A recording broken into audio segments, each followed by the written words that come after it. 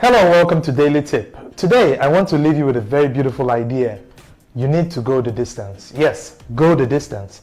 A lot of times, people ask me questions like, Father, I want to begin this career, or I'm starting off this job, or I'm doing this, but many times I'm afraid that I'm going to fail. I'm afraid that I may not be as good as I think I would want to be. And then, one thing that comes to my mind is today's first reading, where Elisha accompanies Elijah, knowing that Elijah is about to leave him. And then Elijah tells him, go back, several times, go back. And he says, no, so long as the Lord lives, I will not let you go. And then eventually they cross the Jordan. And then on the other side of the Jordan, he asks him, what do you want? And he says, I want a double portion of your blessings. And then Elijah says, if you see me leave you, if you see me being taken up to heaven, then it will be granted to you. Often, when we get to the Jordan in our own life, the Jordan here might be a metaphor for confusion, uncertainty, or fear. When you get to the Jordan of our own lives, do we turn back or do we press forward? Do we try to say, where there is a will, there's definitely a way? Or do we turn back and say, you know what, this looks like a dead end, let me just go back and forget this whole thing?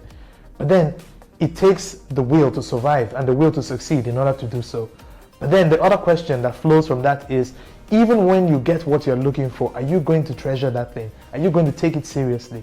So going the distance is not just the only thing. You have to be able to say, can I persevere in what I'm doing so that I keep getting better, so that new ideas keep coming up, new opportunities and new possibilities keep opening up to me.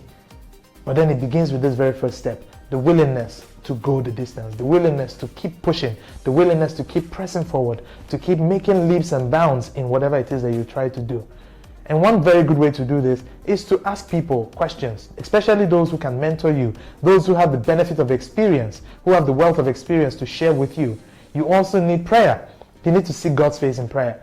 Today's reading, the gospel tells us, Jesus tells us, when you're about to do something, go to that secret place of yours and pray. Seek the face of your heavenly Father.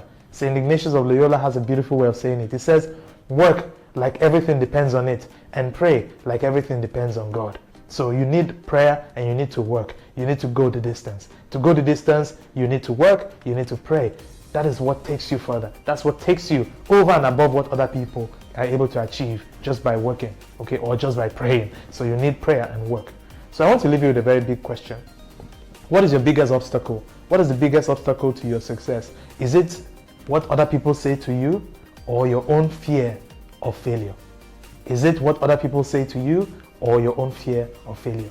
Leave me a comment, and I know God's grace will be tipped in your favor today. God bless you.